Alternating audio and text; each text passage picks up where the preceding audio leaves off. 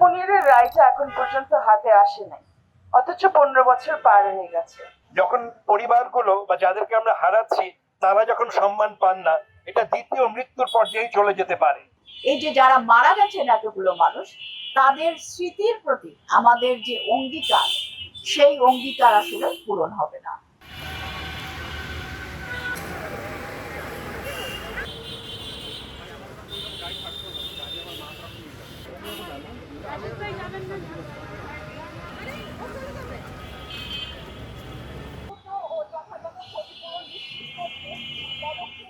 সড়ক দুর্ঘটনায় আমরা যাদেরকে হারিয়েছি, যারা কোনো না কোনো ভাবে ক্ষতিগ্রস্ত হয়েছেন, তাদের যে ক্ষতিপূরণের জায়গাটা, এটা কিন্তু আমাদের বা ক্ষতিগ্রস্ত পরিবারের বলার বিষয় নয়। রাষ্ট্রের ব্যবস্থাটাই এরকম থাকা উচিত যে জবাবদিহিতার জায়গায় যাদেরকে আনা দরকার আনা, এবং সেই জন্য সেই জবাবদিহিতা নিশ্চিত করে যার প্রাপ্য সেই জায়গাটাকে নিশ্চিত করায়। যখন আমরা প্রতিনিয়ত দুর্ঘটনাগুলো দেখছি, মানুষের মরে যাওয়া দেখছি, শুধু এবং আমরা বলা শুরু করেছি যে এটা শুধু যার যায় সেই বোঝে, কেননা বাকি সবাই এত উদাসীন থাকে।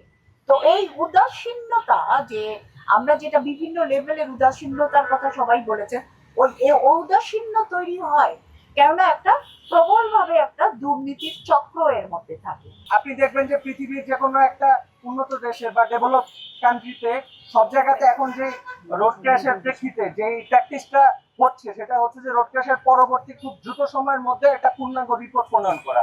আমাদের দেশে কি করা হয়, রোড ক্র্যাশের পরবর্তীতে ওই জায়গাটি ইনভেস্টিগেশন করবে, খুব দ্রুত সময়ের মধ্যে ওই জায়গা সব আলামতি মুছে ফেলা হয়। তারেক এবং মিশুকের ক্ষেত্রে আপনারা অনেকে জানেন যে তাদের পরিবারের পক্ষ থেকে ক্ষতিপূরণের মামলার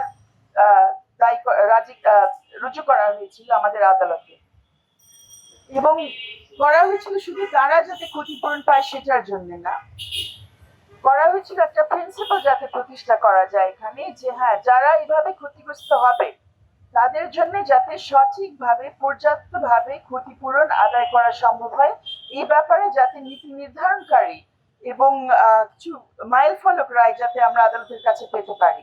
তারেকের ক্ষেত্রে সেটা হয়েছিল, সেরকম একটি মাইল ফলক রায় বেশ কয়েক বছর আগে আমরা হাইকোর্ট থেকে পেয়েছি, সেটা এখন আমাদের সুপ্রিম কোর্টে বিচারাধীন অবস্থায়। আমরা আশা করছি সেটা নিষ্পত্তি হবে। পনিরের রায়টা এখন পর্যন্ত হাতে আসে নাই, অথচ 15 বছর পার হয়ে গেছে। তারা দুইজনই স্বনামধন্য, দুইজনই বিখ্যাত, দুইজনই সারা জাতির কাছে পরিচিত, এবং তাদের পরিবারবর্গ সাহস করে এই মামলাগুলো করেছেন।